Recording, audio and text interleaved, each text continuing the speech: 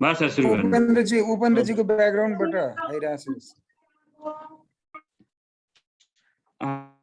आदरणीय डिनज्यू, सहायक डिनज्यू, केन्द्रीय विभागका विभागीय प्रमुखज्यूहरू, अनुसन्धान समितिका सदस्यज्यूहरू, journal of institute of science and टेक्नोलोजीका चिफ एडिटर तथा एडिटरज्यूहरू, यहाँ केन्द्रीय विभागबाट पाल्नुभएका आदरणीय सम्पूर्ण प्राध्यापकज्यूहरू, सर म्याडमज्यूहरू र आइयुएसटी डिन अफिसका कर्मचारीज्यूहरू, आजको यस डिन अफिसले यो आयोजना गरेको यो टर्निटिन सफ्टवेयर इन ट्यु एन्ड प्लेगरिजम चेकिङ कार्यक्रममा यहाँहरूलाई स्वागत गर्दछु। यो धेरै फर्मालिटिज नगरिकन म आजको कार्यक्रमको रूपरेखा म अर्को एउटा स्लाइडमा म यहाँ देखाउन गइराखेको छु। एकछिन यो स्लाइड सरेन।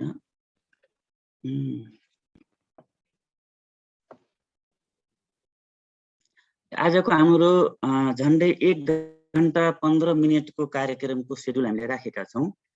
यो सेड्युल अनुसार नै हाम्रो कार्यक्रम जानेछ र सबैभन्दा इम्पोर्टेन्ट हामीले ठानेको चाहिँ यो इन्टरेक्सन जुन क्वेरिज कार्यक्रम छ यहाँ आधी घण्टाको राखिएको छ। यहाँहरूको कमेन्ट्सहरू, सल्लाह सुझावहरू चाहिँ अत्यन्त महत्त्वपूर्ण हुनेछ। यहाँहरूले आफूलाई मनमा लागेका कुराहरू च्याट बक्समा अथवा ह्यान्ड रेज गरेर भए पनि सोधिदिनु होला, इन्टरेक्ट गरिदिनु होला। मैले यति अनुरोध गरेँ र यो कार्यक्रमको रूपरेखा अनुसार म सर्वप्रथम यहाँ उपस्थित हुनुभएका सम्पूर्ण आदरणीय सर म्याडमज्यूहरूलाई स्वागत गरिदिनु हुनको लागि आइयुएसटी ट्युका एसिस्टेन्ट डिन डाक्टर खगेश्वर मण्डलज्यूलाई म हार्दिक अनुरोध गर्दछु।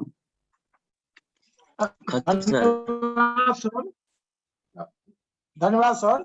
हजुर हजुर।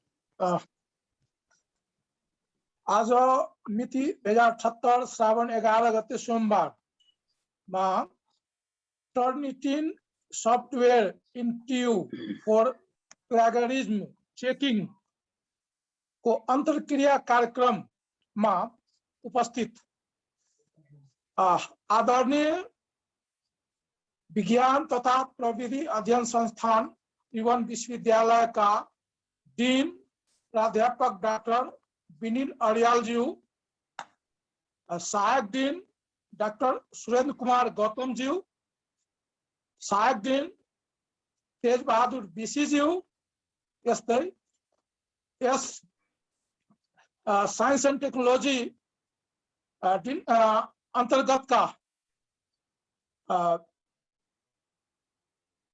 केन्द्रीय विभागहरूको विभागीय प्रमुख नवराज पौडेलज्यू, त्यस्तै उहाँ कम्प्युटर साइन्स एन्ड इन्फर्मेसन टेक्नोलोजीका विभागाधीश, त्यस्तै जियोलोजी भूगर्भशास्त्रका विभागीय प्रमुख प्राडा हुम पौड्यालज्यू, त्यस्तै तथ्याङ्क शास्त्रका विभागीय प्रमुख डाक्टर गौरी श्रेष्ठ मैडमज्यू, त्यस्तै मैथमेटिक्स का विभागीय प्रमुख प्राडा टंकनाथ धमलाज्यू, बायोटेक्नोलॉजी का विभागीय प्रमुख प्राडा कृष्णनाथ मानंदरज्यू, त्यस्तै जूलॉजी का विभागीय प्रमुख प्राडा तेज बहादुर थापाज्यू, त्यस्तै बोटनी का विभागीय प्रमुख प्राडा राम कैलाश प्रसाद यादवज्यू, त्यस्तै फूड एंड टेक्नोलॉजी का विभागीय प्रमुख गीता भट्टरायज्यू, त्यस्तै इन्वायरमेंटल साइंस का विभागीय प्रमुख प्राडा रेजिना मास्के ब्यानज्यू मैडमज्यू, त्यस्तै केमिस्ट्री का विभागीय प्रमुख प्राडा रामचंद्र वैष्णवज्यू, त्यस्तै हाइड्रोलॉजी एंड मेट्रोलॉजी विभाग का विभागीय प्रमुख प्राडा दीपक अर्यालज्यू, त्यस्तै फिजिक्स का विभागीय प्रमुख प्राडा ओम प्रकाश होइन फिजिक्स का प्रादा ओम प्रकाश निरौलाज्यू, त्यस्तै माइक्रोबायोलोजी का विभाग प्रमुख डाक्टर कोमलराज रिजालज्यू, त्यस्तै यस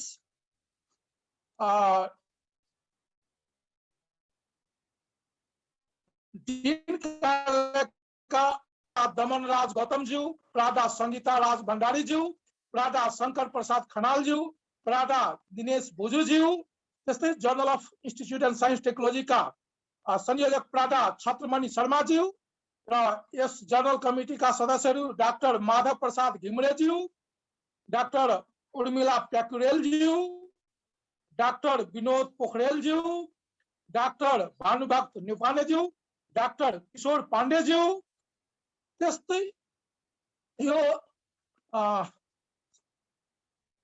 साइन्स एन्ड टेक्नोलोजी अन्तर्गतका फ्याकल्टिजहरू, शिक्षक सरहरू, म्याडमज्यूहरू र आइओएसटी का कर्मचारीज्यूहरू, सर्वप्रथम मेरो तर्फबाट र यो डीन कार्यालयको तर्फबाट सबैजनालाई स्वागत गर्दछु।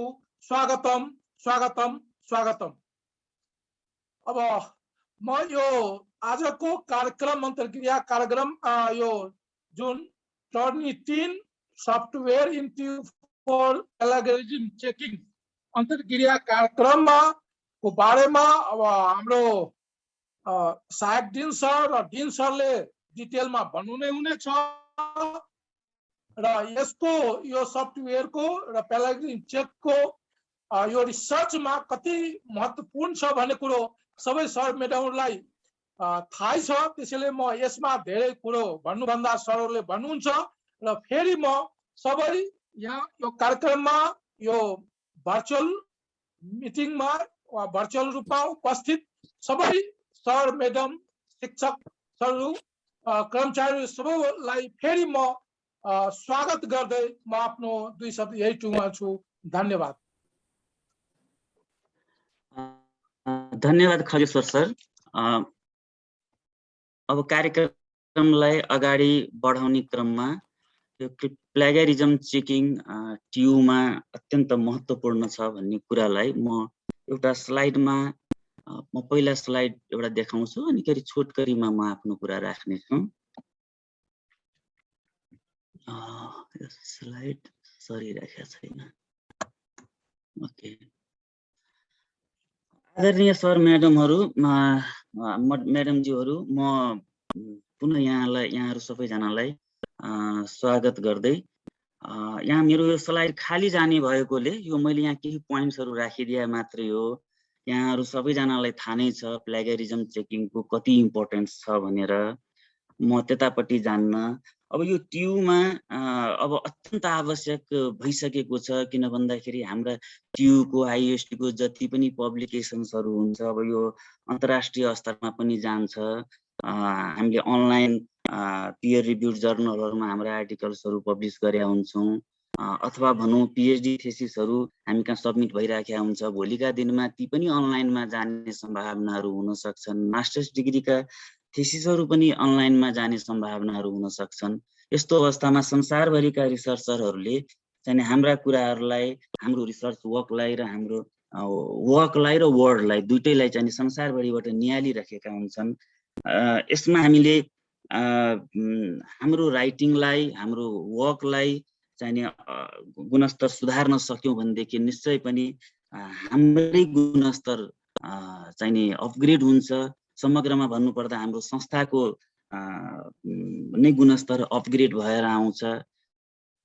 यहाँहरूले आफ्नो ठाउँबाट व्यक्तिगत रूपमा यी सबै चिजहरू विगतदेखि गर्दै आइराख्नु भएको छ, तर अब इन्स्टिट्युसनल वेमा यो अत्यन्त आवश्यक देखिएकोले यो टर्निटिन सफ्टवेयरबाट प्लेगरिज्म चेक गर्ने कुरा यो चाहिँ आएको छ। हामी कहाँ डिन अफिसमा यसको लाइसेन्स प्राप्त भइसकेको छ। यसलाई चाहिँ युजिसीले पनि रिकमेन्ड गरिसकेको छ र चाँडै नै हामी सबै केन्द्रीय विभागहरूलाई चाहिँ यो ह्यान्डओभर सफ्टवेयर नै ह्यान्डओभर गर्दैछौँ। यो ह्यान्डओभर गर्नुभन्दा अगाडि यहाँहरूसँग अलिकति यस विषयमा चाहिने छलफल गर्न पाएदेखि, यहाँहरुको अलिकति इनपुट लिन पाएदेखि, फिडब्याक लिन पाएदेखि यो प्लेगरिजम चेकिङ गर्ने प्रोसेसलाई अझ बलियोसँग अझ राम्रोसँग लग्न सकिन्छ कि भन्ने उद्देश्यले आजको यो कार्यक्रम आयोजना गरिएको छ। यहाँहरु उपस्थित भइदिनु भएको छ। मैले यति कुरा राख्दै अब यो प्लेगरिजम चेकिङ गर्ने कार्यविधिहरू कस्तो हुन सक्छ, यसका टेक्निकल पार्ट सक्छन्, यसलाई कसरी गर्न सकिन्छ, यसको बारेमा चाहिँ प्रष्टसँग राखिदिनु हुन, आफ्नो प्रस्तुति दिनुहुन आईएसटी का डिन प्रोफेसर डाक्टर बिनिल अर्यालज्यूलाई म हार्दिक सर। हस्, धन्यवाद सर। स्लाइड स्टप गर्छु अनि सुरु गर्नु होला। आदरणीय स्टप गरिदिनु सर। हस्, आदरणीय मेरा अग्रज सर म्याडमहरू, मेरा अग्रज पूर्व dean professor doctor Ramprasad Khatiwada sir, सहायक डिनज्यूहरू, विभागीय प्रमुख सर म्याडमहरू तथा सम्पूर्ण उपस्थित सर म्याडमहरू, सबैजनालाई गुड मर्निङ। यो हामीले निकै पहिलेदेखि नै सोचेका थियौँ, सपनै देखेका थियौँ हाम्रो विश्वविद्यालयमा पनि हामीसँग भएका रिसर्च डकुमेन्टहरू को चाहिँ रिसर्च मिसकन्डक्ट त्यहाँ कस्तो के हुन्छ त्यसको बारेमा जाँच भइदिए कस्तो राम्रो हुन्थ्यो भन्ने कुरा। रिसर्च मिसकन्डक्ट अन्तर्गत प्लेगरिजम पनि एउटा पार्ट हो। अरू पनि फल्सिफिकेसन, फेब्रिकेसन पनि अभियसली हाम्रो जिम्मेवारीमा पर्छ नै। मैले स्लाइड सेयर गरेर अलिकति टेक्निकल कुराहरू र विश्वविद्यालयले बनाएको एक खालको कार्यविधि भनौँ, त्यो कार्यविधि ब्रोडली बनाएको छ। त्यसमा हामीले हाम्रो विषय अन्तर्गतका कुराहरूलाई हामीले त्यसलाई फुलफिल गरेर अझै कसिलो बनाउन सक्छौँ र डिन अफिसले पनि त्यो गर्न सक्छ। अनुसन्धान समितिले पनि अध्ययन गरिरहेको छ। साथै हरेक डिपार्टमेन्टहरूले पनि त्यसलाई आफ्नो किसिमले लिएर जान सक्नुहुन्छ स्तरीय स्किलको लागि, राइटिङ स्किलको लागि भनौँ। मैले यहाँनिर आफ्नो भिडियो मैले अफ गर्ने अनुमति चाहेँ। कनेक्टिभिटी कहिलेकाहीँ विक हुन जान्छ। त्यस्तै मैले यसलाई सेयर गरेर केही कुराहरू यहाँ राख्छु अनि त्यसपछि साइटमा पनि कसरी हामीले त्यसलाई प्रयोग गर्छौँ त्यसमा पनि म थोरै 10 मिनट त्यहाँ पनि भित्र पस्छु।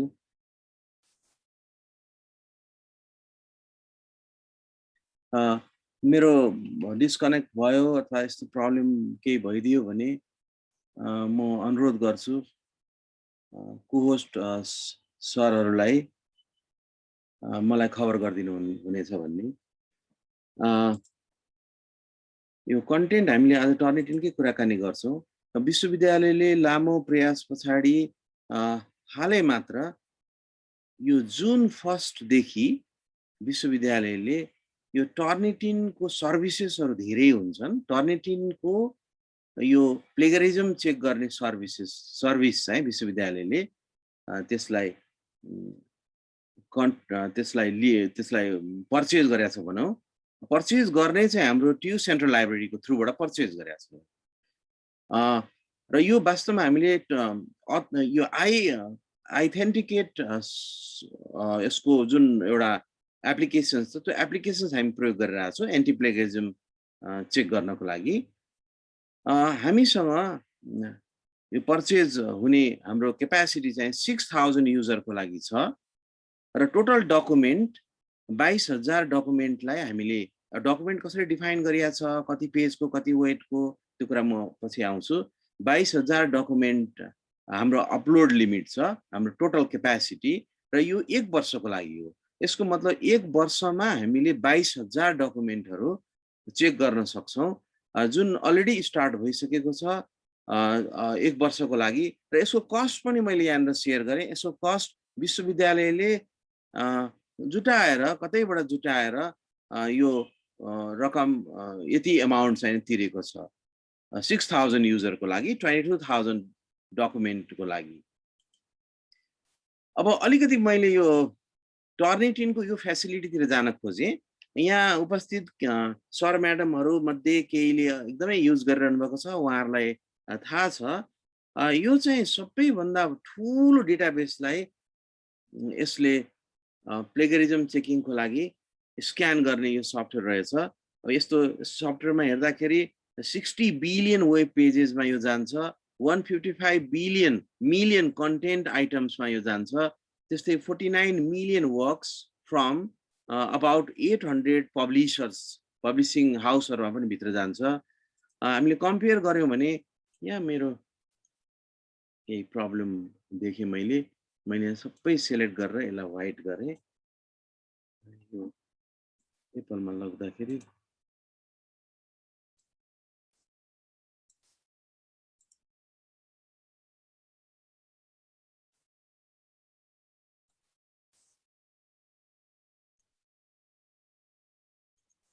Okay, sorry. प्लेगरिजम चेकिङ कसरी गर्ने भन्ने एउटा ब्रोडली गाइडलाइन एकाडेमिक काउन्सिलले ल्याउँदैछ, म सेयर गर्नेछु।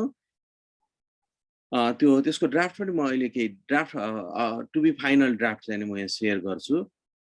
यसरी अब कसरी यो सफ्टवेयरलाई प्रयोग गर्ने भन्ने खालको एउटा मैले रफली एउटा स्केच यहाँ सेयर गर्न खोजेँ। यसको मूलतः यो पर्चेज गर्ने र यो आधिकारिक चाहिँ ट्यु सेन्ट्रल लाइब्रेरी नै हो। ट्यु सेन्ट्रल लाइब्रेरीले अलमोस्ट 50% युजरको क्यापेसिटी उसले आफूले प्रयोग गर्छ। त्यो एउटा आउटलेट हुन्छ जसको माध्यमबाट हाम्रा विद्यार्थीहरू अथवा अन्य ट्यु परिवारभित्रकाहरू यहाँ एक्सेस गर्न सक्छन्। उसले त्यसको लागि कार्यविधि बनाएको छ, त्यो कार्यविधि अनुसारले हामीले आफ्नो डकुमेन्टको चेक गरेर सर्टिफिकेट हामी यहाँबाट पाउन सक्छौँ। त्यस्तै डिन अफिसेसहरूले पनि सेन्ट्रल डिपार्टमेन्टहरूले, स्कुल्सहरूले, रिसर्च सेन्टर लगायत हाम्रो कन्सियस क्याम्पस र एफिलिएटेड क्याम्पसहरूलाई पनि युजर लाइसेन्सहरू वर्कआउट गरिएको छ। ती युजर लाइसेन्सहरू केहीलाई डिस्ट्रिब्युट भइसकेको छ, खास गरी डिन अफिसलाई डिस्ट्रिब्युट भइसकेको छ। 1 जुनबाट नै डिस्ट्रिब्युट भएको हो। सेन्ट्रल डिपार्टमेन्टलाई कार्यविधि बनिसकेपछि अब डिस्ट्रिब्युट गर्ने प्रोसेसमा छ। आज भोलिदेखि नै हामी लाइसेन्स डिस्ट्रिब्युट गर्छौँ। अब यो कसरी के जाने भन्ने कुरा रफली त्यो पनि लेखौटमा छ। सबै ट्युका सम्पूर्ण विद्यार्थीहरूले आफ्नो डकुमेन्ट, चाहे त्यो एकाडेमिक डिग्रीको लागि डकुमेन्ट होस्, एकाडेमिक डिग्रीको लागि भन्नाले ब्याचलर लेभलमा पनि प्रोजेक्ट वर्क हुने गर्छ हाम्रो साइन्सको सोच्यो भने। मास्टर्समा विभिन्न खालका रिसर्च वर्क्सहरू छन्, डेजर्टेसन अभियसली छ, त्यो बाहेक अन्य एक्टिभिटिजहरू पनि छ। ती कुराहरू चेक गर्नको लागि त्यसै पिएचडी सबै हाम्रो टियुको फ्यामिलीले, स्टुडेन्टहरूले एउटा आउटलेट चाहिँ चेक गर्न जाने आउटलेट चाहिँ ट्यु सेन्ट्रल लाइब्रेरी हो। त्यस्तै डिन अफिसले खास गरी पिएचडी प्रोग्राम, डिन अफिसको आफ्नो प्रोग्राम भएको हुनाले डिन अफिस पिएचडी प्रोग्रामको डकुमेन्टहरूको लागि रेस्पोन्सिबल हुन्छ। डिन अफिसले त्यो गर्नुपर्ने हुन्छ। त्यस्तै पिएचडी स्टुडेन्ट मात्रै नभइकन डिन अफिस अन्तर्गत रहेका जर्नल्सहरू, आफ्नो जर्नल पनि र त्यो डिन अफिस अन्तर्गत रहेको सेन्ट्रल डिपार्टमेन्ट अथवा कलेजेसहरूको जर्नललाई पनि उसले एड्रेस गर्नुपर्ने हुन्छ। हुन त यहाँ कलेज र स्कुलहरूले पनि ती जर्नललाई एड्रेस गर्न सक्छन्। त्यसरी जता जे सुविधा हुन्छ त्यो अनुसारले आफ्नो डकुमेन्टहरू चेक गरेर मात्रै सर्टिफिकेट लिने अथवा अथेन्टिसिटी डकुमेन्ट लिने, त्यसपछि अगाडि बढ्ने त्यो खालको सोचिएको छ। सेन्ट्रल डिपार्टमेन्टहरूले अभियसली आफ्ना विद्यार्थीहरू, आफ्ना फ्याकल्टिजहरू र सेन्ट्रल डिपार्टमेन्टमा भएको जर्नलहरू, त्यहाँनिर पब्लिस हुने साइन्टिफिक डकुमेन्टहरूलाई प्लेगरिजमको लेभल हेर्नुपर्ने हुन्छ। त्यस्तै स्कुल लगायत। र एउटा कुरा मैले यहाँ सेयर गर्न खोजेँ, यो फेसिलिटी टियुले आफ्नो परिवारको लागि लिएको हुँदा टियुले आफ्नो परिवारभन्दा बाहिरलाई यो फेसिलिटी दिन नसक्ने रहेछ। जबकि हामीलाई थाहा छ, हामीले हाम्रो सेन्ट्रल लाइब्रेरीलाई पनि अनलाइन गरेका छौँ प्रोकेस्टको थ्रुबाट। त्यो अनलाइनमा चाहिँ हामीले अन्य विश्वविद्यालयलाई पनि हामीले टियुले एक्सेस दिएका छौँ। तर यो टर्निटिनसँगको सम्झौतामा नवराज सर पनि यहाँ हुनुहुन्छ, नवराज सरले अलिकति प्रकाश पार्नु होला पछि डिस्कसनको बेलामा। सम्झौतामा चाहिँ हामीले यो हाम्रो फ्यामिलीको लागि मात्रै लिएको हुनाले हाम्रो फ्यामिलीलाई मात्रै हामी एक्सेस गराउन सक्छौँ। त्यसैले यहाँ लेखिएको छ it is not applicable for non TU personnels. Even हामी गभर्मेन्टलाई पनि दियो भने भायोलेट हुने हुन्छ। त्यस्तै स्कुलमा होस् अथवा कलेजेसहरूमा होस् जहाँ पनि हाम्रा स्टुडेन्टले हाम्रा फ्याकल्टिजहरूले र त्यहाँनिर भएको रिसर्च पब्लिकेसन्सहरूले त्यो एक्सेस यो कलेजहरूमा गएको युजर लाइसेन्स को एक्सेसबाट चेक गर्न सक्छौँ। र अब यसलाई पहिलो वर्ष त विश्वविद्यालयले अहिले 31 लाख रुपियाँ खर्चेर यो ल्याएको छ। त्यो रिसोर्स 31 लाख पनि यो पेन्डेमिकको बेलामा डिफ्रेन्ट कुराहरूबाट UGC थ्रुबाट त्यो ल्याएको हो। तर अब सस्टेन कसरी गर्ने, अर्को वर्ष सस्टेन कसरी होला भन्ने पनि प्लान गरिएको छ। त्यसमा विश्वविद्यालयले लगभग आधा जति चाहिँ सब्सिडाइज गर्ने र विश्वविद्यालयले आफ्नो स्रोतबाट गर्ने र आधा जति चाहिँ हाम्रा युजरहरू कहीबाट चाहिँ हामी गर्ने। त्यो युजरहरूले कति के पे गर्नुपर्ने भन्ने कुरा पनि यो टर्निटिनको लागि विभिन्न अन्य देशहरूमा खास गरी हाम्रो भारतमा पनि यो युनिभर्सिटी ग्रान्ट कमिसनले डिटेलमा यसको रुलहरू बनाएको रहेछ। कलेजले कति पे गर्ने, विद्यार्थीले कति पे गर्ने, कस्तो खालको डकुमेन्टलाई कति पे गर्ने, त्यसैको आधारमा न्यूनतम लिमिटमा रहेर यो सर्भिस चार्ज चाहिँ लिने भनेर डिटेल गरिएको छ। यो पनि पछि डकुमेन्ट हामी सेयर गर्छौँ ताकि हाम्रो अर्को वर्षको लागि कन्टिन्यू गर्नको लागि हामीसँग रिसोर्सेस होस् र हामी यसलाई कन्टिन्यू गर्न सकौँ भन्ने किसिमले। अब यो हामी सबैलाई थाहा भएको कुरा हो, म यो स्लाइडमा गइनँ, खालि मैले यो लास्ट पोइन्ट मात्रै रिपिट गर्न चाहेँ।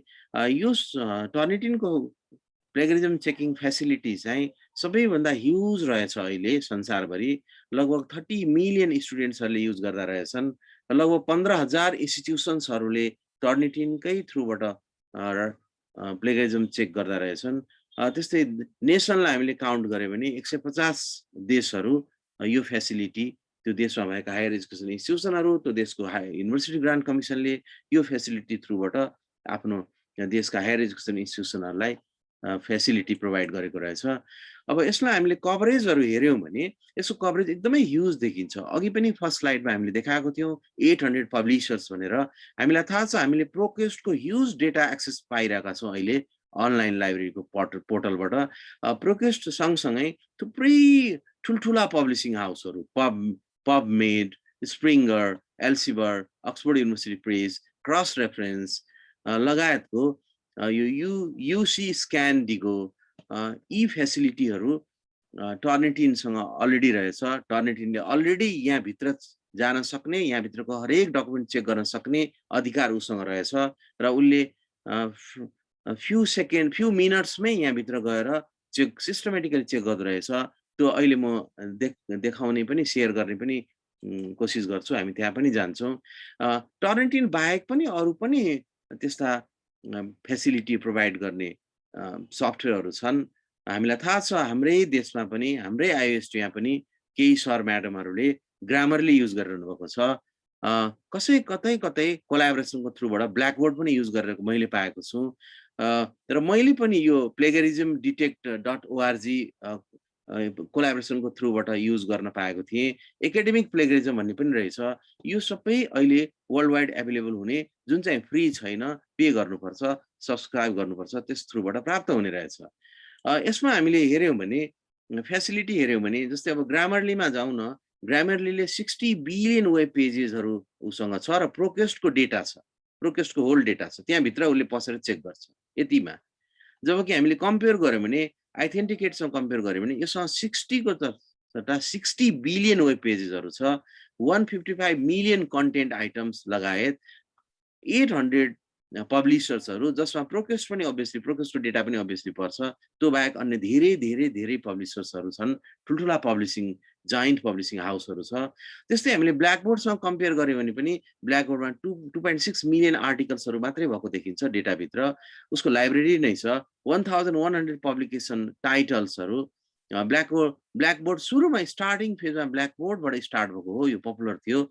पछि बिस्तारै यसले आफ्नो साइज त्यो चेकिङतिर नगएर अन्य एक्टिभिटिजमा लर्निङ एक्टिभिटिजमा गयो र अहिले यो यसको कम्पेरिजनमा एथेन्टिकेट अथवा टर्निटिनको सर्भिसेसको कम्पेरिजनमा अरू हाउसेसहरू रहेनछन् त्यसैले हामीसँग सबैभन्दा बेस्ट भनौँ अहिलेको कन्टेक्स्टमा प्लेगरिजम चेक गर्ने सफ्टवेयर हामीले पाएका छौँ यसलाई हामीले सकेसम्म बढ्ता युज गरेर हाम्रो जति युजर छ र जति डकुमेन्ट हामीले युज गर्न सक्ने क्यापेसिटी छ त्यो हामीले गर्न सक्यौँ भने त्यसलाई 100% फुल गर्न सक्यौँ भने हामीले त्यो पर्चेस गरेको ठहरिन्छ त्यसैले आजकै दिनदेखि भोलि नैदेखि हामीसँग भएका हाम्रा पुराना डकुमेन्टहरू पनि पुराना पिएचडी थेसिसहरू पनि हामीले गरेर राख्यौँ भने हाम्रो डेटाबेसबाट हामी लर्न गर्न सक्छौँ त्यस्तै मास्टर्स थेसिसहरू पनि हामीसँग भएकोहरू पनि राख्यौँ भने लर्न गर्न सक्छौँ म पछि सेयर गर्छु हरेक सेन्ट्रल डिपार्टमेन्टले कति डकुमेन्ट एक वर्षमा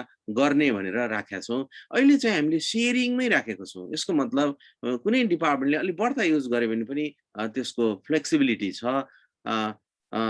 स्ट्रिक्टली त्यति नम्बरमै फिक्स गरेका छैनौँ र हामीलाई अर्को कुरा पनि के थाहा छ भने थोरै पे गरेर अथवा सब्सक्राइब नगरिकनै अथवा ओपन एक्सेसबाट फ्रीली एभाइलेबल प्लेगरिजम चेक गर्ने पनि थुप्रै यस्ता हाउसहरू छन् जसमा हाम्रो फिजिक्स डिपार्टमेन्टले धेरै पहिलेदेखि 2014देखि नै प्ल्याग स्क्यान हामीले युज गरिरहेको हो हाम्रो मास्टर्स थेसिस चेक गर्नलाई यो हामीले सब्सक्राइब नै गरेको थियौँ तर यो इन्स्टिट्युसनल सब्सक्राइब नभएर हाम्रो कोलाबोरेटरले डोनेट गरेको सब्सक्राइबर थियो त्यस्तै अन्य डिपार्टमेन्टमा पनि यो प्ल्याग ट्र्याकर युज गरेको डुप्ली चेकर स्टुडेन्टहरूले युज गरेको प्लेगरिजम चेकर युज गरेको स्टुडेन्टले युज गरेर ल्याएको देखिन्छ इन्जिनियरिङ इन्स्टिट्युटमा आइयुईमा पनि यो डुप्ली चेकर र प्लेगरिजम चेकरबाट चेक गरेर पिएचडी थेसिस बुझाउने प्रचलन गएको 2 वर्षदेखि देखिन्छ यसरी यो हाम्रो सब्सक्राइब नगरिकन नै इन्स्ट्यान्ट फेसिलिटी लिन सक्ने ग्रुपहरू पनि रहेछन् तर हामीसँग टर्नेटिन एउटा ह्युज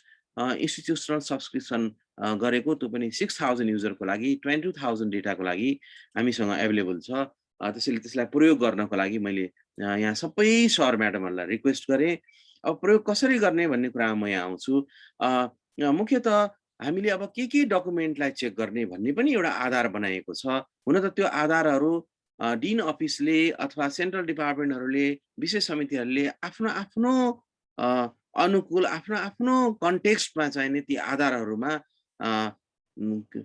आफ्नो वर्कआउट गरेर कार्यविधि बनाउन सक्नुहुन्छ तर पनि मूलतः हाम्रो जति पनि डिग्रीको लागि हामी रिसर्च वर्कहरू गर्छौँ नि ब्याचलर लेभलदेखि पिएचडी सम्म ती डिग्रीको लागि गरिने रिसर्च वर्कहरू चाहे त्यो प्रोजेक्ट वर्क होस् अथवा चाहे त्यो थेसिस डेजर्टेसन जुन नामले होस् त्यसलाई चेक गरिनुपर्छ किनभने त्यो त्रिभुवन विश्वविद्यालयको आउटलुक हो त्यो पब्लिकली हुन्छ त्यो त्यसमा यदि पछि धेरै प्लेगराइज भएको देखियो भने विश्वविद्यालयको गरिमाको कुरा भयो त्यसैले एकाडेमिक डिग्रीको लागि गरिने रिसर्च वर्क कम्पलसरी हामीले आफ्नो मातहतका डिपार्टमेन्टहरुमा विषयहरुमा गराउनु पर्ने हुन्छ त्यस्तै हाम्रा फ्याकल्टीजहरुले हाम्रा विद्यार्थीहरुले रिसर्च आर्टिकलहरु लेख्नुहुन्छ पब्लिश गर्नुहुन्छ डिफरेन्ट ठाउँमा अप्रोच गर्नुहुन्छ नेपालको जर्नलमा पनि बाहिरको जर्नलमा पनि र हामीलाई थाहा छ जर्नलको रेन्ज पनि असाध्यै धेरै ठूलो छ असाध्यै हाई र्याङ्क जर्नल देखि लिएर एकदमै इन्स्ट्यान्टली विदिन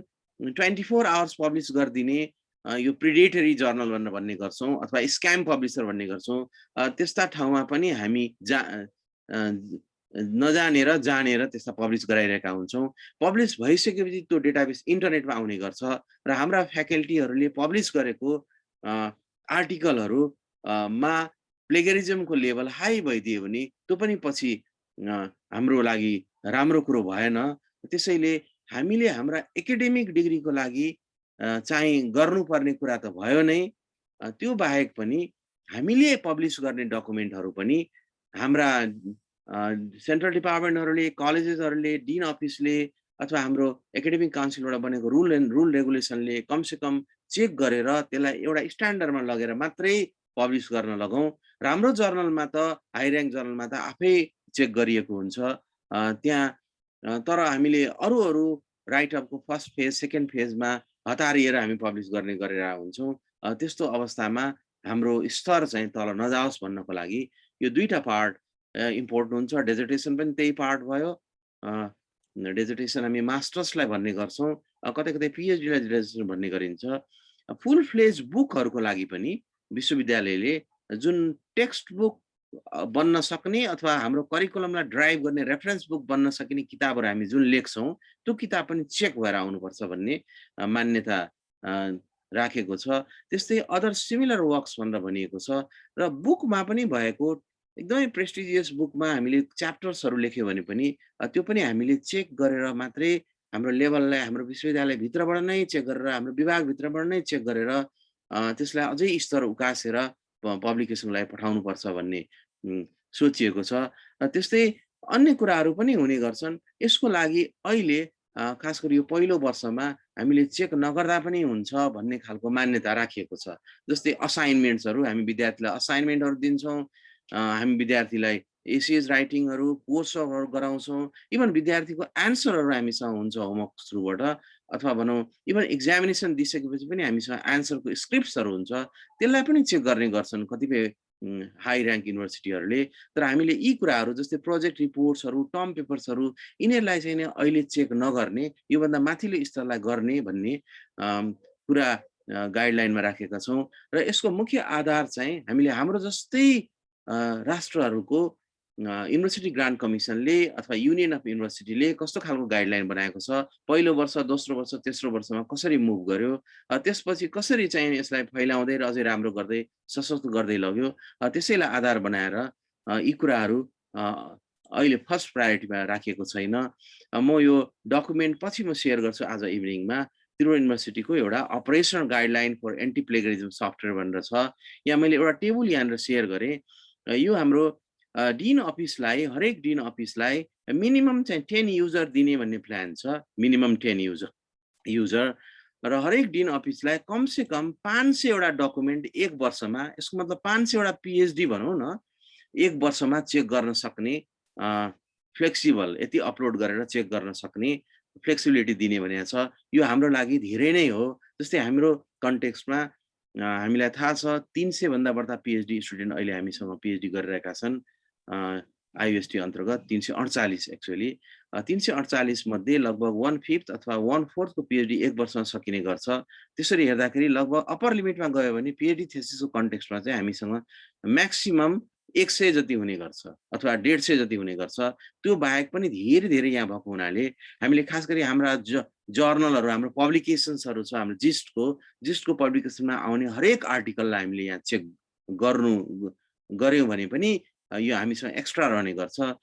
त्यस्तै सेन्ट्रल डिपार्टमेन्टलाई हामीले यो एकाडेमिक काउन्सिलले 5 वटा युजरसम्म दिने, 5 वटा युजर, 5 डिफ्रेन्ट युजर्स, इभन फ्याकल्टीलाई पनि दिने भन्ने सोच राखेको छ। अहिले सुरुमा हामी एउटा युजर हामी रिलिज गर्दैछौँ चाँडै नै, भोलि पर्सि नै।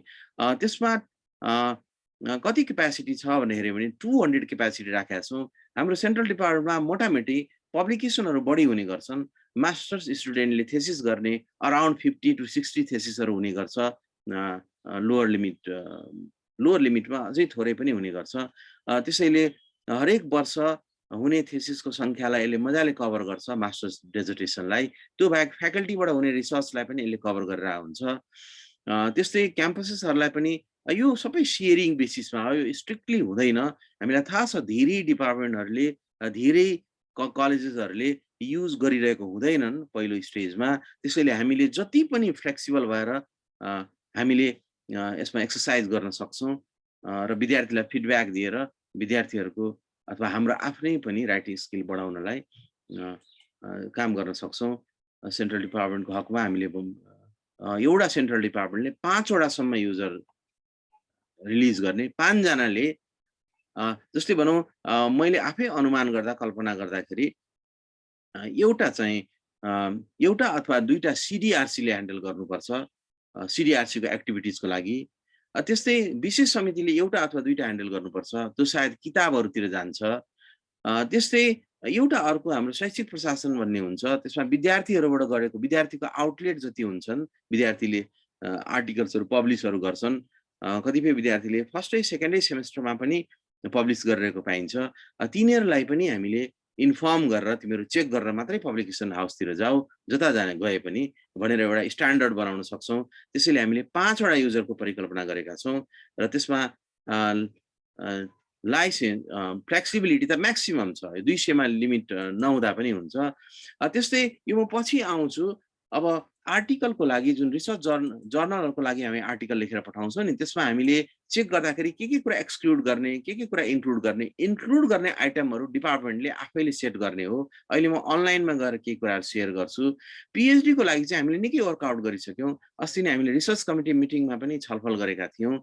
त्यसमा त्यो सफ्टवेयरमा हामीले कुनै पीएचडी थेसिसमा त्यहाँ भएका कोर्सहरु एपोस्ट्रोफी भित्र रहेका कुराहरुलाई हामी एक्सक्लुड गर्छौं। इन्टरनेशनल स्ट्यान्डर्ड नै हो त्यो obviously। त्यस्तै रेफरेन्सलाई हामी एक्सक्लुड गर्छौं, फ्रेजेसहरुलाई एक्सक्लुड गर्छौं। त्यस्तै यो एउटा कुरा कति वर्डसम्म कन्टिन्यू सक्सेसिभ कति वर्डसम्म गयो भने त्यसलाई वर्ड काउन्टमा इन्क्लुड गर्ने, त्यो कुरा डिबेटको कुरा हो। त्यसको लागि म हामीले एउटा अध्ययन गरेका थियौं हाम्रै पुरानो पीएचडी थेसिसमा, त्यो शेयर गर्छु।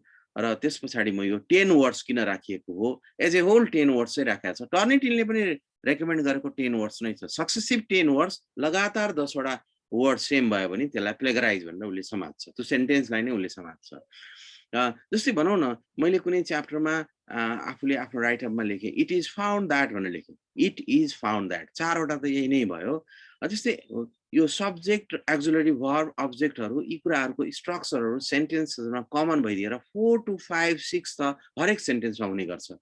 यदि हामीले यो 10 वर्डबाट 4 वर्डमा ल्याइदियौं भने कुनै पीएचडी थेसिसको प्लेगरिजम लेभल 15% छ भने 4 वर्डमा ल्याइदियो भने त्यो चाहिँ 80% भन्दा माथि जाँदो रहेछ, किनभने सबै वर्डहरुलाई उसले समात्ने रहेछ। त्यसैले कति वर्ड चाहिने हामीले कन्टिन्यू सक्सेसिभ वर्डलाई लिने भन्ने कुरा इम्पोर्टेन्ट हुँदो रहेछ। यो कुरा म पछि शेयर गर्छु। यो च्याप्टर वाइज पनि डिफर हुने रहेछ। जस्तै पीएचडी थेसिसमा हामीले यो काम गर्दाखेरि धेरै पीएचडी थेसिसमा वर्कआउट गर्यौं। त्यसमा हामीले के पायौं भने इन्ट्रोडक्सन सेक्सनमा सेन्टेन्सहरु युजुअली सानसाना हुन्छन्, लिटरेचर रिभ्यू सेक्सनमा अलिकति ठूला हुन्छन्, अनि त्यो इन्टरप्रिटेसन पार्टमा, रिजल्ट एन्ड डिस्कसन पार्टमा सेन्टेन्सहरु अलिकति अझै युनिक टाइपका हुन्छन्। यसको मतलब सेन्टेन्स मेकिङको स्टाइल्सहरु पनि, नम्बर अफ वर्ड्सहरु पनि भ्यारी गर्दै जान्छ। टर्निटिनले पनि रेकमेन्ड गरेको छ। टर्निटिनले के भन्छ, इन्ट्रोडक्सन सेक्सनमा प्लेगरिजमको लेभललाई अलिकति माथि राखिदिए पनि हुन्छ भन्छ उसले। वर्ड काउन्टबाट 25% सम्म पुग्न हुन्छ भन्छ, तर रिजल्ट एन्ड डिस्कसनमा विदिन 10% हुनुपर्छ भन्छ। त्यहाँनिर चाहिँ प्लेगराइज सेक्सन हुँदैन, त्यो नै फाइन्डिङ्सहरु, त्यो नै पब्लिकेसनमा जान्छ, खास गरी थेसिसहरुको भन्ने कुरालाई लिएर। त्यसैले हामीले एक्सक्लुड गर्ने आइटमहरु चाहिँ हाम्रो गाइडलाइनले प्रोभाइड गर्छ डिफरेन्ट लेभलको लागि। मैले मास्टरसम्मको लागि मात्रै देखाएँ, यहाँ अरु तल पनि छ, ब्याचलर लेभलसम्मको लागि पनि छ। जस्तै एक्सक्लुड स्मल सोर्सेस, यसलाई म एक्सप्लेन गर्छु पछि। एक्सक्लुड सेक्सन्स, कुनै सेक्सन्स हामीले एक्सक्लुड गर्ने हो भने त्यो पनि फेसिलिटी छ। जस्तै भनौं एब्स्ट्र्याक्टलाई एक्सक्लुड गर्ने, कतै एक्सक्लुड गरिन्छ कतै इन्क्लुड गरिन्छ। मेथड्स एन्ड मटेरियल्सलाई पनि कतै एक्सक्लुड र इन्क्लुड गरिन्छ। अब यो कुरा पीएचडी थेसिसमा चाहिँ यो सम्म एक्सक्लुड गर्न सकिन्छ भनेर राखेको छ, तर यो फ्लेक्सिबल लिमिट हो। यो सबै इन्स्टिट्युट र फ्याकल्टीजको लागि बनाएको हो। हामीले डिन अफिसले अथवा भनौं रिसर्च कमिटी, यो डिपार्टमेन्टहरुले, हाम्रो सेन्ट्रल डिपार्टमेन्टहरुले आफ्नो लागि एक्सक्लुड केलाई गर्ने, इन्क्लुड केलाई गर्ने, त्यो कुरा हामी तोक्न सक्छौं। पीएचडी को सन्दर्भमा हामी डिन अफिसले तोक्छौं, त्यसमा हामीले वर्कआउट गरिरहेको छौं, डिसिजन गरिसकेको छौं, डिटेल वर्कआउटको कन्डिसनमा छौं। मास्टर्स थेसिस त्योभन्दा अरु डकुमेन्टहरुको लागि त्यो हामीले मिलेर विभिन्न तहमा आफ्नो विषयगत आधारमा हामीले गर्नुपर्ने हुन्छ। म अलिकति त्यही टुर गर्नको लागि टर्निटिनमै पस्नलाई यहाँनिर अनुमति चाहे। हामी यसरी इन्टरनेट युज गरेर भित्र हामी जान्छौं, अपलोड गर्छौं डकुमेन्ट। टर्निटिनले यति चाँडै इन्टरनेट सोर्सेसहरु, पब्लिकेसन्सहरु, त्यहाँनिर भएको प्रोग्रेसको डेटा भनेको त्यहाँ ह्युज डकुमेन्ट्सहरु छ। मास्टर्स थेसिस, अरु पनि पीएचडी थेसिसहरु, ह्युज लाइब्रेरी नै छ त्यहाँ। त्यो लाइब्रेरी अफ लाइब्रेरीज हो, त्यो धेरै नै लाइब्रेरीको छ, त्यहाँभित्र पनि जाने गर्छ। यसरी यसमा हामीले हाम्रो फाइल अनुसारले, मेरो आफ्नो एक्सपिरियन्समा लास्ट मन्थमा मैले लगभग धेरै 100 भन्दा बढ्ता डकुमेन्टहरु, डिफरेन्ट टाइपको डकुमेन्टहरु चेक गरेँ। त्यसमा मेरो एक्सपिरियन्स के रह्यो भने एभरेजमा यसले हाफ एन आवर टाइम लिन्छ, 30 मिनट जति लिन्छ। डकुमेन्टको साइज सानो भयो भने यसले इभन 10 मिनट्स 12 मिनट्समा पनि यसले सबै डेटा गरेर रिजल्ट ल्याउँछ रिजल्टमा नम्बर मात्रै ल्याउँदैन कि त्यो डकुमेन्टको हरेक पेजमा डिफ्रेन्ट कलरमा त्यहाँनिर कहाँबाट त्यो लिएको छ भन्ने कुरा पनि त्यो पेपरलाई नै ल्याइदिन्छ उसले पेपरलाई ल्याइ त्यो पेपर पनि डाउनलोड गर्न सक्छौँ हामी पेपरको कुन पोर्सनबाट गएको छ भन्ने कुराको हरेक डिटेलिङ हुन्छ आउँछ त्यो नै मैले यो प्लेगरिजमले यो सरी टर्निटिनले रेकमेन्ड गरेको एउटा लेभल छ त्यो लेभललाई भारतको युजिसीले चाहिँ इन्डोर्स गरेको रहेछ एक्ज्याक्टली 2018 मा युजिसी रेगुलेसन्स इन्डियाको आएको देखिन्छ हाम्रो यहाँको युजिसी रेगुलेसन आइसकेको छैन प्रोबेबली आउँछ त्योभन्दा पहिले हाम्रो आफ्नै ट्युको रेगुलेसन्स आउँछ मैले यहाँनिर यो जेनरल रेगुलेसन्स यहाँनिर सेयर गर्न खोजेँ लेभल 0 भनेर भन्दा रहेछन् त्यो चाहिँ अब सिमिलरिटिज अप टु 10% हो 10% विदिन 10% सम्म भइदियो भने त्यो लेभल 0 हो minor similarities no penalty this is nice भन्दा रहेछन् है त्यसपछि लेभल 1 मा पुग्दा 10 to 40% सम्म जाँदो रहेछ यसमा चाहिँ के भन्दो रहेछन् भने स्टुडेन्टलाई हामीले इन्फर्म गर्नुपर्छ तिम्रो यो लेभलमा छ तिमीले करेक्ट गर उसलाई फिडब्याक पनि दिए हुन्छ यो ठाउँमा तिम्रो प्लेगराइज छ उसको राइटिङ स्किल बढाउनको लागि हामीले मेहनत गर्ने हो such student shall be asked to submit a revised script within a time certain time 40% सम्म त्यसलाई राखेको छ त्यस्तै सपोज 40 लाई एक्सिड गर्यो भने के गर्ने 40 to 60 सम्म पुग्यो भने के गर्ने यसको स्ट्यान्डर्ड के रहेछ भने यस्ता खालका डकुमेन्टहरू सबमिट गरिएको छ भने स्टुडेन्टलाई केही न केही एउटा माइनर पेनल्टी दियो तिमीले धेरै छार्यौ कट पेस्ट धेरै गर्यौ त्यसैले तिमीले अब सर्टेन पिरियड छ 1 वर्षसम्म बुझाउन सक्दैनौ यसमा काम गर यसमा हामी स्टुडेन्टले प्लेगराइज गरेको होल रिपोर्ट पनि दिदैनौ विद्यार्थी हामी स्टुडेन्टलाई अथवा रिसर्चरलाई हामी भन्छौँ आफै खोज्नुस् रिराइट गर्नुस् you need to rewrite you need to paraphrase whole document to make it within 40% at least यो खालको स्ट्यान्डर्ड रहेछ संसारभरिको प्रचलन मैले यहाँ सेयर गरेँ जुन युजिसी रेगुलेसन्स इन्डियामा पनि देखिन्छ 60 भन्दा बढ्ता भइदियो भने चाहिँ हामीले त्यसलाई त्यो डकुमेन्टलाई मात्रै नभएर त्यो इनरोल भएकोलाई पनि क्यान्सल समेत गर्दा रहेछन् such student registration for that program shall be cancel यस्तोसम्म पनि प्लेगरिजमको पनिसमेन्ट रहेछ हामीलाई थाहा छ रिसेन्टली अहिले 1 महिना अगाडि नै दुईटा ठुल्ठुलो न्युज आएको थियो जसमा एउटा सिनियर प्रोफेसरले जर्मनीको एउटा सिनियर प्रोफेसरले आफ्नो जब मात्रै गुमाउनु परेन आफ्नो करियर मात्रै गुमाउनु परेन आफ्नो सबै आवाज कटेर आयो सर ए हो हजुर अब आइरहेको छ सर ठीक छ साउन्ड सुनिएन सुनिएको छ सर सुनिया छ सर उता खगेश्वर सरको भिडियो कम गरौँ सर आउँछ भिडियोलाई अफ गरिदिँदा त्यस्तै केही न्युज आएकोमा एउटा प्रोफेसर त हाम्रो जेलमै जानुभएको छ र थुप्रै पैसा उहाँले तिर्नु परेको छ त्यसैले प्लेगरिजमको रुल प्लेगरिजम प्रति चाहिँ यसलाई ठुलो नै क्राइम गरेको भनेर मानिँदो रहेछ यो हामी सबैलाई थाहा भएकै कुरा हो यो बिस्तारै बिस्तारै ग्लोबलाइजेसन भनौँ हायर एजुकेसनमा ग्लोबलाइजेसन स्ट्यान्डर्ड एकदमै इम्पोर्टेन्ट हुने हुन्छ त्यसैले हामीले स्ट्रिक्टली सर्टेन लेभलसम्म रहनुपर्छ मैले अब यहाँबाट म वेब पेजमा जान चाहे यसरी हामीले एउटा युजर मैले युज गरिरहेको त्यसको पासवर्डबाट म एकैचोटि वेब पेजमा छिरे मैले सेयरलाई स्टप गरेँ मैले वेब पेजलाई म सेयर गर्छु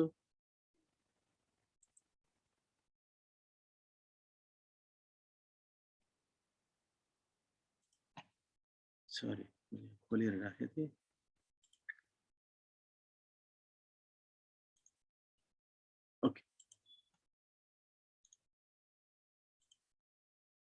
ओके मैले यहाँ सर म्याडमले देखिरहेछ सर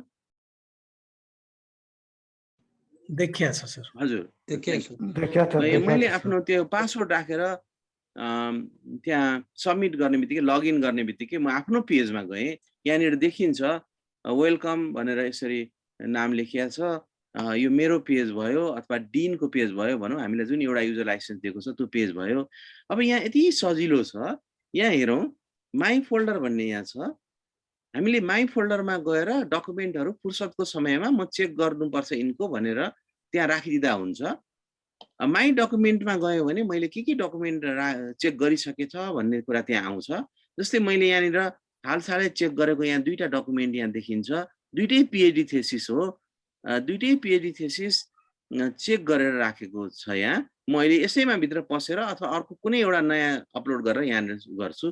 त्योभन्दा पहिले हामीले चेक गर्नुभन्दा पहिले के गर्नुपर्छ त्यतातिर म गएँ। यो पार्ट सेटिङ हाम्रो इम्पोर्टेन्ट हुन्छ। सेटिङमा मैले लगेँ, एकदमै सजिलो एकदमै इन्टरेक्टिभ सफ्टवेयर छ। सेटिङमा गइसकेपछि अब कुन डकुमेन्टको लागि माई डकुमेन्ट भित्रको मैले जे कुरा राख्छु सबैलाई तिमीले यसरी चेक गर भनेर भने जस्तो भयो। माई डकुमेन्टलाई एड्रेस गर भने अब मैले एक्सक्लुड कोट भनेर लेखेँ, कोटलाई पनि गर भन्यो भने यसो भयो, कोटलाई एक्सक्लुड गरिदिउँ। बिब्लियोग्राफी रेफरेन्सेसहरूलाई नगर भन्यौँ, एक्सक्लुड फ्रेजेसहरू, त्यस्तै एक्सक्लुड स्मल म्याचेस भन्ने गरिन्छ। त्यसो कहिले कति वर्डदेखि म्याच गर्ने त भन्दा यहाँ हामीले 10 अघि हामीले लेखेका थियौँ नि, अब 10 लाई हामीले 8 गर्ने भने यहाँ 8 राख्दा हुन्छ, 9 गर्ने भने 9 राख्दा हुन्छ, 4 गर्ने भने 4 गर्दा हुन्छ। मैले एउटा पिएचडी थेसिसमा जुन हाम्रो डिन अफिसले पिएचडी अवार्ड गरिसकेका छ धेरै पहिलेको एउटा पिएचडी थेसिसलाई मैले यसरी टेस्ट गरेँ। टेस्ट गर्दा सबभन्दा पहिले 4 देखि राखेँ, 4 राखेँ, 6 राखेँ, अनि त्यस्तै 8 राखेँ, 10 र 12 राखेँ, 14 समेत राखेँ। यसको मतलब 4 वटा सक्सेसिभ वर्डहरू रिपिट भइदिए भने हु युज डेटाबेसमा टरेन्टिनले 4 वटा रिपिट भइदिएको कति पर्सेन्टेज पुग्छ भनेर हेर्दै गएँ। 4 मा 67% आएको थियो, म त्यो प्लट देखाउँछु यहाँहरूलाई। त्यस्तै 10 मा पुगेपछि 21% आएको थियो, 21.5 जति आएको थियो। 12 मा पुग्दा पनि 20 नै आयो, 14 मा पुग्दाखेरि बल्ल 19 तिर गयो। एउटा पुरानो थेसिसको कुरा मैले यहाँ सेयर गरेँ। त्यसैले यो वर्ड चाहिँ हामीले कति राख्ने भन्ने कुरा हाम्रो त्यो कुन लेभलको थेसिस हो अथवा कस्तो लेभलको डकुमेन्ट हो त्यसमा पनि डिपेन्ड गर्छ। यहाँ सरहरू हुनुहुन्छ, जर्नल कमिटीको सरहरू हुनुहुन्छ, उहाँहरूलाई धेरै अभ्यास छ, उहाँहरूलाई अनुमान छ। जस्तै भने हाई ऱ्याङ्क जर्नलमा हामीले कुनै कुरा पब्लिस गर्नु पर्यो भने अभियसली यहाँ हामीले 5 राख्नुपर्छ अथवा 6 राख्नुपर्छ। त्यो राखेर हामीले चेक गर्नुपर्छ आफ्नो डकुमेन्ट। रिपिटेसन, स्मल सेन्टेन्सेसको रिपिटेसनलाई पनि उनीहरूले चेक गरेर आउँछ। तर स्टुडेन्टको डकुमेन्ट छ भने, मास्टर्स थेसिसको छ भने कति राख्ने, पिएचडीको छ भने कति राख्ने भन्ने कुरा डिसाइड चाहिँ हामीहरूले गर्ने, हामीहरूले मिलेर गर्ने हो। आफ्नो डिसिप्लिनमा कति के हुन्छ भन्ने कुरा मिलेर गर्ने हो। तर सामान्य सिद्धान्त विभिन्न ठाउँको रेगुलेसन हेर्दाखेरि के देखिन्छ भने पिएचडीमा खास गरी र मास्टर्स थेसिसमा त्यहाँनिर लिटरेचर रिभ्यू पार्ट एकदमै रिगोरस हुनुपर्छ, इन्ट्रोडक्सन पनि राम्रोसँग गरि आउनुपर्छ। यो दुईटा पोर्सन भनेको अरूहरूको कुरा धेरैभन्दा धेरै पढेर आफूले डाइजेस्ट गरेर लेखेको हो, अरूको कुरा पढेर लेखेको हो। त्यसैले कुराहरू त अरूकै आउँछन्, साइड गरेर आउँछन्, लेखाइ हाम्रो हुनु पर्यो। लेखाइ हाम्रो भए तापनि कतिपय वर्ड्सहरूसम्म कतिपय नम्बर चाहिँ रिपिट हुन्छ। त्यो एक्सप्रेस गर्दा 4 त अभियसली रिपिट हुन्छ, 5, 6, 7 कतिसम्म जान्छ। सपोज हामीले कुनै डकुमेन्टमा इन्ट्रोडक्सन 1 पेजमा मात्रै हुनुपर्छ भनिदिउँ, लिटरेचर रिभ्यू विदिन 5 पेजेस हुन्छ भनिदिउँ भने प्लेगरिजम, त्यसपछि हामी अलिक सेफ हुन्छ। जब यो पोर्सनहरू स्ट्रेच हुन्छ नि, धेरै ठुल्ठुलो हुन जान्छ थेसिसहरूमा, डेजर्टेसनहरूमा, तब चाहिँ प्लेगरिजमको लेभल हाई हुँदो रहेछ। त्यसैले यो थेसिसमा डेजर्टेसनमा चाहिँ वर्ड काउन्टको लेभल सामान्यतया धेरै ठाउँमा हेर्दा, एक ठाउँमा मात्रै मैले 8 वर्ड्स भेटाएको छु, त्यो बाहेक अन्य सबै ठाउँमा 10 वर्ड्स भेटाएको छु। 10 वर्ड्स चाहिँ कन्टिन्यू 10 वर्ड्स भइदिए भने ठ्याक्कै जर्नलबाट त्यो सेन्टेन्स सपोज 16 वर्ड्सको छ भने 16 वर्ड्सै सारेर ल्याएको स्पष्ट देखिँदो रहेछ। यहाँहरूले आफ्नो प्र्याक्टिसबाट पनि त्यो कुरा हेर्न मैले अनुरोध गरेँ पछि चेक गर्दा। त्यसैले हामीले यहाँनिर वर्ड्स राख्नुपर्ने रहेछ। मैले यहाँ 10 नै पहिले राखेको थिएँ, 10 बाट नै गरेको चेकको रिपोर्ट थियो। एक्सक्लुड स्मल सोर्सेसलाई मैले एक्टिभ गरिनँ। स्मल सोर्सेसको बारेमा डिटेलमा पढौँ, कस्तो कस्तो खालको स्मल सोर्सेस हुँदो रहेछन्, त्यो मलाई त्यति ज्ञान नभएको हुँदा प्रोक्वेस्टमा गएर म हेर्छु, त्यसपछि मात्रै यहाँ चलाउँछु भनेर यसलाई मैले स्मल सोर्सेसलाई यतिकै राखिदिएँ। त्यस्तै एब्स्ट्र्याक्टलाई पनि हाम्रो के खास गरी पिएचडीमा हाम्रो एब्स्ट्र्याक्ट कहिलेकाहीँ चाहिँ सानो लेख्नुपर्छ, 1 page, within half page or within 1 page भन्दै पनि कतिपय पिएचडी थेसिसको 2 पेज, 2.5 पेज पनि पुरानो पिएचडी थेसिसहरूको देखिन्छ। त्यसैले त्यहाँनिर सुरुको प्याराग्राफहरू चाहिँ कम्प्लिटली आफ्नो रिजल्ट नभइदिएर के डिफाइन गरिएको, केही कुरा अन्य कुराहरू थ्योरिटिकल कुराहरू राखेको पनि देखिन्छ। त्यसैले मैले एब्स्ट्र्याक्टलाई पनि इन्क्लुडै गरिदिएँ, एक्सक्लुड गरिनँ। मेथड्स एन्ड मेटेरियल्सलाई अभियसली इन्क्लुड गरेँ, यसलाई पनि इन्क्लुड गरेँ। र यिनीहरूलाई चाहिँ cross reference posted, internet, publication, यिनीहरूमा खोज भनेर भने, लिमिट सर्चेस टु दिज रेस्पोजिटरी, सबैतिर खोज भनेर भनेको। सबैतिर चिनो लगाएको भनेको यो एथेन्टिकेटसँग जति क्यापासिटी छ सबै अनुसार खोज भन्यो। कति सजिलो छ यहाँ हेरौँ त। हामीले जम्मा यति कुरा के कुरा एक्सक्लुड गर्ने, एक्सक्लुड गरिदिने, कुन कुरा इन्क्लुड गर्ने, त्यसलाई हाइलाइट नगर्ने, त्यो किसिमले हामी यहाँनिर लेख्ने। त्यसपछि हामी यहाँ फिल्टर पनि राख्न सक्छौँ, फ्रेजेसहरू एक्सक्लुजनको लागि पनि काम गर्न सक्छौँ। यो हाम्रो 3वटा छ।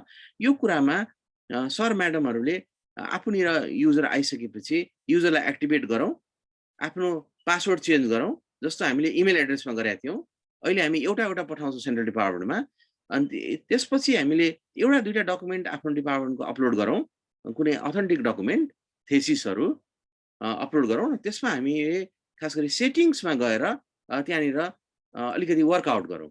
सेटिङमा वर्कआउट गरेर केही सर म्याडमहरूले जिम्मा लिनुभयो भने त्यो वर्कआउटहरू प्रोभाबली हामीले डिस्कसनमा, हुनसक्छ रिसर्च कमिटीमा, सिडिआरसीमा, अथवा हुनसक्छ सब्जेक्ट कमिटीमा छलफल गरेर हाम्रो मास्टर थेसिसको लागि हामी यो आधार गर्छौँ, हाम्रो पिएचडी थेसिसको लागि पिएचडी थेसिस पनि त्यहाँ चेक गरेर पठाउने हो। त्यहाँ चेक गरिसकेपछि डिन अफिसमा पठाउने हो, डिन अफिसले फेरि चेक गर्छ। पिएचडी थेसिसभन्दा अगाडिको स्टेजहरू पनि हुन्छ।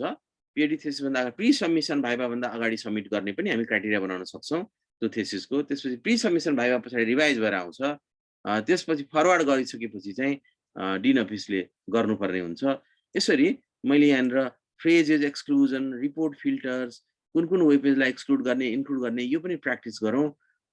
यो कुरा मैले अनुरोध गरेँ र फेरि म त्यही माई डकुमेन्टमा जान चाहेँ। यहाँ मैले हाम्रो डिन अफिसमै एउटा सबमिट भएको, अर्को सबमिसनको प्रोसेसमा भएको एउटा थेसिस चाहिँ मैले यहाँनिर राखेँ, चेक गरेँ। त्यही नै अघिको प्रोपर्टिज युज गरेर यहाँ मैले अब यो देखाउनैको लागि भए पनि मैले अनुमति चाहेँ।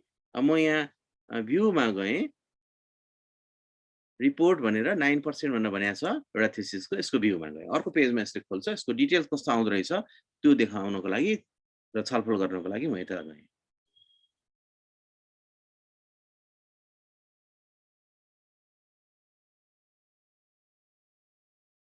र यसले त्यो 9% र त्यहाँ 16% कति थियो त्यो ल्याउनको लागि चाहिँ यसले समय लिन्छ।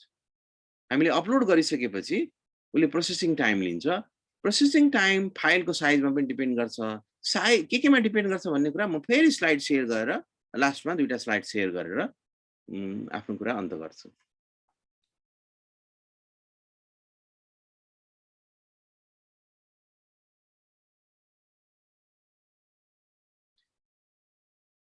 अहिलेसम्म यो गइरहेको नै देखियो। इन्टरनेट खास गरी 11 बजे 10 बजे पछाडि अलिकति बिहान मैले यसै गरी हेर्दाखेरि चाँडो भएको थियो, त्यसलाई मैले स्क्रिनसट गरेर पनि राखेको छु र यहीँनिर देखाउँ भनेर।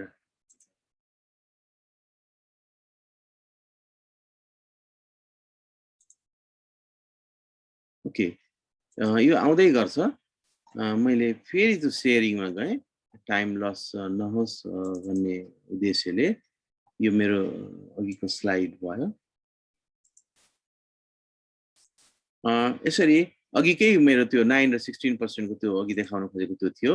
अब मैले फाइल रिक्वायरमेन्ट्सको कुरा यो हाम्रो एथेन्टिकेटमा के छ भन्ने कुरा यहाँ सेयर गर्न खोजेँ। File must be less than 100 MB including figure, equations, everything. A maximum document length is 800 pages. यहाँसम्म उसले एउटा फाइल भन्न चाहन्छ। फाइल मस्ट कन्टेन, अब यो चाहिँ उसको एक खालको रेकमेन्डेसन रेगुलेसन्स हो। हामीले विद्यार्थीलाई पनि भन्ने गर्नुपर्ने हुन्छ, यो हामी एकदमै मिसिङ छौँ हाम्रो स्टुडेन्टहरूलाई।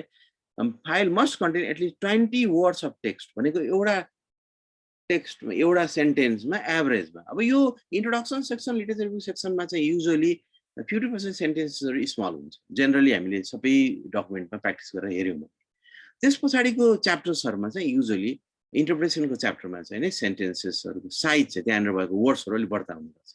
File must not exceed, this is extremely important, must not exceed 2 megabyte of र टेक्स्ट मात्रै 2 मेगाबाइटको लिमिट, टोटल 100 मेगाबाइट हो।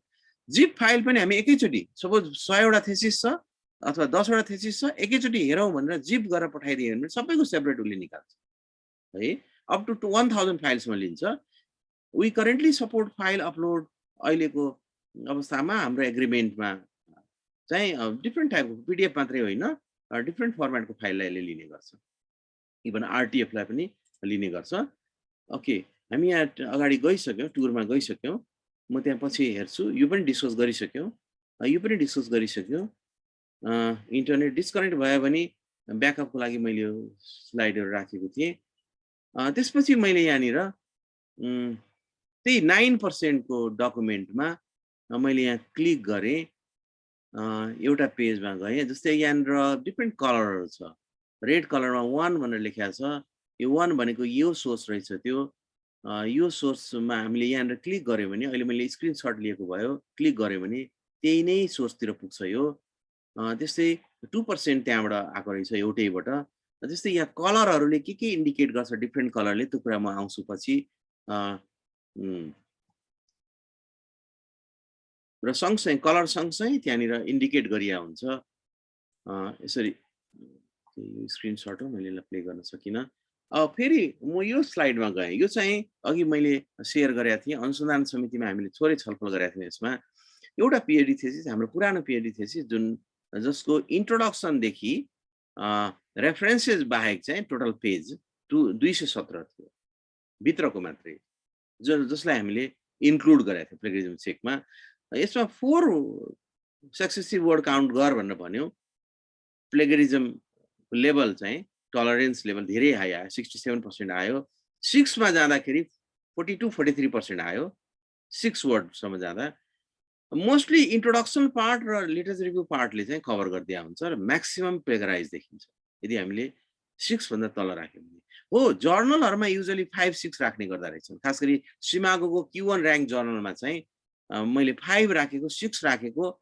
केही जर्नलहरुमा खास गरी यो हिन्डावीको र उसको नेचर जर्नलको दुईटाकोमा मैले गाइडलाइन अथरको गाइडलाइनमै देखेको थिएँ 5 अथवा 6 5 to 6 भनेर लेखेको छ त्यस्तै 8 मा गयो भने पनि 30% को लेभललाई क्रस गरेर देखिन्छ र हाम्रो त्यो पुरानो PhD थेसिस को 10 मा गयो भने 20% लाई क्रस गरेर देखिन्छ त्यसपछि 11 मा 12 मा जाँदाखेरि अलिकति फ्ल्याट भएको छ यो मैले यसकै फिट गरे डिस्ट्रिब्युसन हेर्नको लागि फिट गरे यसको अब धेरै तल जाँदैन यो जतिकै गयो भने पनि यो 15% भन्दा त माथि नै छ प्लेगरिजम लेभल त्यो भन्दा माथि नै देखिन्छ त्यसैले हामीसँग त्यो अप्सन्सहरु अघि हामीले शेयर गरेका थियौं त्यसैलाई रिपिट गरे जस्तो भयो हामी डिफरेन्ट कुरा एक्सक्लुड गर्न सक्छौं इन्क्लुड गर्न सक्छौं साइट्सहरु पनि एक्सक्लुड गर्न सक्छौं र त्यो सफ्टवेयरले टर्निटिनको त्यो एप्लिकेसनले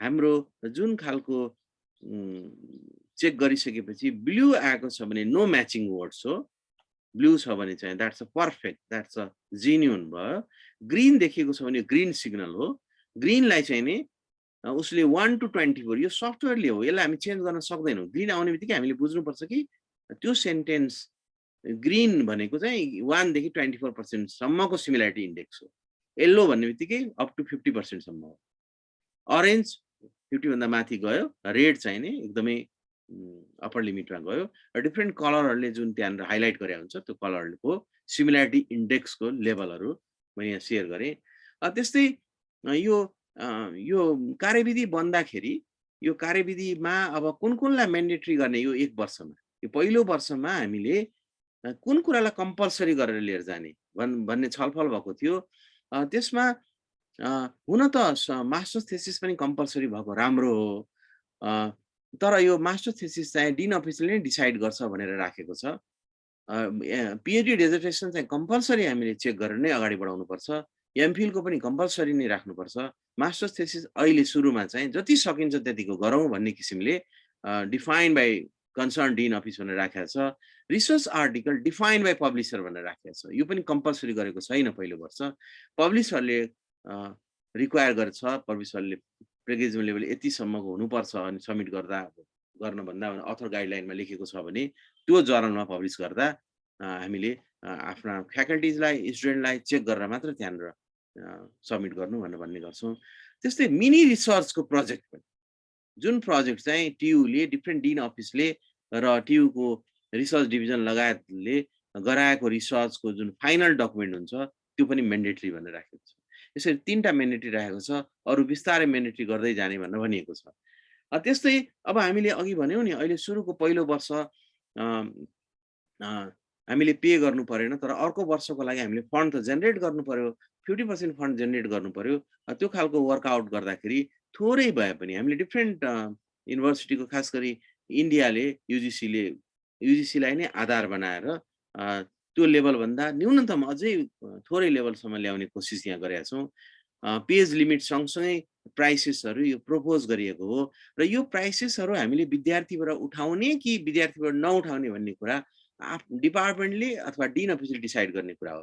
पिएचडी को हकमा डिन अफिसले डिसाइड गर्ने कुरा हो, मास्टर्स थेसिस र अन्यको हकमा डिपार्टमेन्टले डिसाइड गर्ने कुरा हो। डिपार्टमेन्टसँग रिसर्च सम्बन्धी कुराहरूबाट आएको पैसा फन्डिङ छ, ओभरहेडको पैसा छ र एनुअल हाम्रो कस्ट यति पर्न जान्छ भन्ने किसिमले डिपार्टमेन्टले म्यानेज गर्न सक्छ। रिसर्चलाई इन्करेज गर्नुपर्छ, सकेसम्म हामीले सब्सिडाइज गर्न कोसिस गर्नुपर्छ। तर त्यो सब्सिडाइज अमाउन्ट भए पनि त्यो नोन हुनुपर्ने हुनाले यहाँ मैले यो कुरा सेयर गरेँ र यसलाई जुन हाम्रो गाइडलाइन छ त्यो गाइडलाइन पनि म आज बेलुकासम्म सेयर गर्छु सँगसँगै। यो मैले एउटा स्टडी सेयर गरेँ। अघि मैले थोरै भनेको थिएँ, यो रिपोर्ट चाहिँ इन्स्टिट्युट अफ इन्जिनियरिङले गरेको एउटा स्टडी हो। डिन सर शशिधर सर नै चेयर हुनुहुन्थ्यो, उहाँले एउटा स्टडी गराउनु भएको थियो। त्यसले के भन्छ भने इन्ट्रोडक्सन पोर्सनदेखि लिटरेचर रिभ्यूसम्म यो पार्टसम्म चाहिँ 25% सम्म सिमिलारिटी इन्डेक्स भए पनि that's fine for thesis for dissertation at masters level and batch. मास्टर्सदेखि लिएर एमफिल र पिएचडीसम्मको थेसिसको कुरा गऱ्यौँ। मटेरियल्स एन्ड मेथड्समा पनि 25% ठिक छ, तर यो पार्टमा रिजल्ट डिस्कसन समरी कन्क्लुजन यो पार्टमा चाहिँ पनिस गर्नुपर्छ, पार्ट हेर्नुपर्छ भन्ने खालको रेकमेन्डेसन थियो। यसको मतलब एउटा थेसिसलाई 3टा पिडिएफ सेपरेट बनाउनु पर्यो। इन्ट्रोडक्सन लिटरेचर रिभ्यू सेक्सनको हेर्नु पर्यो, यसको हेर्नु पर्यो, यो लेभल विदिन दि लेभल छ भने द्याट्स ओके द्याट्स फाइन भनेर भन्नु पर्यो। अदरवाइज चाहिँ फेरि अर्को साइकलमा जानु पर्यो, कति छ त्यो अनुसारले साइकलमा जानु पर्यो। तर यो कुरा ड्यू सेन्ट्रल लाइब्रेरीसँग छलफल हुँदाखेरि सेन्ट्रल लाइब्रेरीले यो कुरा हामी ह्यान्डल गर्न गाह्रो हुन्छ भनेर मानेको अवस्था छैन हिजो अस्ति अथवा एक हप्ता अगाडिसम्म। किनभने 3टा फाइल गर्नु भनेको 3 टाइम्स काउन्ट गर्छ। टर्निटिनले पनि हामीले 10वटा लिटरेचर 10वटा थेसिसमा काम गरायौँ भने उसले 30वटा थेसिस चार्ज गर्छ हामीसँग। त्यसैले हामी यो नगरौँ र यो चाहिँ एउटा स्टडीको रिपोर्ट हो। अब अन्य देशमा भएका पनि रिपोर्टहरू यस्तो होलान्, तर त्यो हामीलाई यस्ता खालका रिपोर्टहरू थाहा भएन। तर भारतमा खास गरी पिएचडी र मास्टर्स थेसिसको लागि चाहिँ एउटै मात्रै नम्बर उनीहरूले दिएको छ, त्यो नम्बर चाहिँ 20%। 20% विदिन 20% छ भने that is acceptable, otherwise not acceptable. तर एक्सक्लुड गर्ने आइटम र इन्क्लुड गर्ने आइटमहरू उनीहरूले आफ्नो आफ्नो कन्टेक्स्टमा विषय अनुसारले बनाउनलाई अलिक फ्लेक्सिबल भएर अधिकार दिएको देखिन्छ। यो अघि मैले कलरको कुरा गरेको हो, यो अरेन्ज र रेड भइदियो भने त्यहाँ रिजेक्ट हो। यदि हामीले कुनै थेसिस लियौँ र त्यसमा त्यसको प्लेगरिजमको रिपोर्ट आयो, रिपोर्ट आइसकेपछि सपोज भनौँ अलिकति एक्सिड गर्यो, 41% आयो अथवा भनौँ 37% आयो भने त्यसलाई सुधार्नको लागि विद्यार्थीलाई हामी डकुमेन्ट दिन्छौँ नि। त्यसरी दिँदाखेरि हामीले हाम्रो नै प्लेगरिजम चेक गरेकै डकुमेन्ट विद्यार्थीलाई पठाइदिँदा हुन्छ। त्यसरी पठाउँदा उसलाई भन्नुपर्छ यो अरेन्ज र रेड भएको सेक्सन चाहिँ completely rejected, so you have to paraphrase very seriously. यो पनि you need to paraphrase as well. यो चाहिँ एक्सेप्टेबल हो। ब्लू र ग्रिन छ भने त्यसलाई नहेर, यो 2टा कलरको लागि चाहिँ 3टा कलरको लागि चाहिँ तिमीले काम गर भन्नुपर्ने हुन्छ। यो रिपोर्ट भेरिफिकेसन सर्टिफिकेसन प्रोसेसेस हो। यसमा म धेरै गइनँ। सर्टिफिकेट पनि अब सेन्ट्रल लाइब्रेरीले पनि सर्टिफिकेट दिने र डिपार्टमेन्टहरूले पनि अथेन्टिक सर्टिफिकेट दिने भन्ने एउटा नमुना नै त्यो रिपोर्टमा आउँछ। त्यही नमुना अनुसारले माथिको हेडिङ्समा सेन्ट्रल डिपार्टमेन्ट आफ्नो डिपार्टमेन्टको नाम राखेर अथवा डिन अफिसको राखेर स्ट्याम्प लगाएर अथराइज सिग्नेचर गरेर सर्टिफिकेट दिनुपर्ने हुन्छ। लेखोट चाहिँ सबैतिर एउटै खालको होस् भनेर सिमिलर टाइपको सर्टिफिकेट बनाएको छ। सेन्ट्रल लाइब्रेरीले चाहिँ स्टुडेन्टहरूले चेक गरिसकेपछि पे गर्नुपर्छ, पहिले चेकिङको प्रोसेसमा जान्छ, 7 दिनभित्र रिपोर्ट पाउँछन्। त्यो रिपोर्ट चाहिँ सर्टिफिकेट सहित पाउँछ। त्यस्तै सर्टिफिकेट इस्युज रिमुभ डिलिट प्रोसेसहरू पनि छ, धेरै आइदियो भने एउटा अर्को कुरा पनि छ, त्यो कुरामा हामीले अहिले एक्सक्लुड गरेको छैनौँ। जस्तै हाम्रो थेसिसहरू भए, त्यो थेसिसहरू त टर्निटिनले चेक गर्यो, चेक गरिसकेपछि त्यो त डेटाबेसमा गयो। टर्निटिनको डेटामा त्यसलाई राख्ने कि नराख्ने भन्ने कुरा हाम्रो राइटको कुरा हो। हामीले हाम्रा थेसिसहरू, हाम्रो ओरिजिनल रिसर्च डकुमेन्टहरू टर्निटिनको डेटाबेसमा, प्रोकेसको डेटाबेसमा राख्ने कि नराख्ने, राख्दाखेरि उनीहरूले हामीलाई सर्टेन पे गर्ने पनि हुन्छन्। तर अहिले हामीले हाम्रो डकुमेन्टहरू हामी चेक गर्छौँ, हामी राख्ने नराख्नेमा हाम्रो केही पनि हामी त्यहाँ साइलेन्ट नै छौँ र हाम्रो प्रोसेसले त्यसलाई राख्ने नराख्ने फिल्टरबाट ल्याएको छ। तर पछि हुनसक्छ हाम्रा थेसिसहरू अपलोड हुँदै गएपछि थेसिसको एक अर्कासँग पनि चेक गर्नुपर्ने भएको हुँदा डेटाबेसमा हाम्रा थेसिसहरू, अहिलेका थेसिसहरू मात्रै नभइकन पुराना थेसिसहरू पनि प्रोबाब्ली राख्नुपर्ने हुनसक्छ। यसमा डिन अफिसमा, फ्याकल्टिजहरूमा एक अर्को खालको फेरि डिस्कसन गर्नुपर्ने हुन्छ, कति के राख्ने कति के नराख्ने। किनभने हाम्रा पुराना डकुमेन्टहरू अभियसली पहिले चेक हुँदैन थियो, त्यसमा अब धेरै प्रब्लमहरू पनि आउन सक्छन्। त्यसले गर्दाखेरि हामीले निकै सोच विचार गरेर मात्रै डेटाबेसमा आफ्ना पुराना डकुमेन्टहरू प्रति चाहिँ इन्क्लुड गर्ने नगर्ने डिसाइड गर्नुपर्ने हुन्छ। Thank you sir. मैले अलिकति बढ्ता समय लिएँ, यति भन्दै मैले आफ्नो कुराहरू यहीँ सकाएँ। र त्यो एउटा अघि मैले नेटमा गएको थिएँ, त्यो आयो कि आएन भनेर मात्रै हेर्न कोसिस गरेँ। मैले आफ्नो कुरा अहिले सकाएँ। धन्यवाद। धन्यवाद डिन सर, यो राम्रो प्रस्तुतिको लागि। डिन सरको प्रस्तुतिमा धेरै कुरा चाहिँ यसलाई कसरी युज गर्ने, यसका लिमिटेसन्सहरूदेखि लिएर टेक्निकल कुराहरू, धेरै कुरा उहाँले राम्रोसँग बताइदिनु भएको छ। अब हामी यो एकदमै इम्पोर्टेन्ट भागमा जाँदैछौँ। यो डिस्कसन जिज्ञासा यहाँहरूको केही छ भने म उपेन्द्रजीलाई अफिसमा बसिराख्नु भएको छ, यसलाई अलिकति अर्गनाइज गरिदिनु हुन पनि म अनुरोध गर्दछु। मैले 2-3जनाको ह्यान्ड रेज भएको देखेको छु।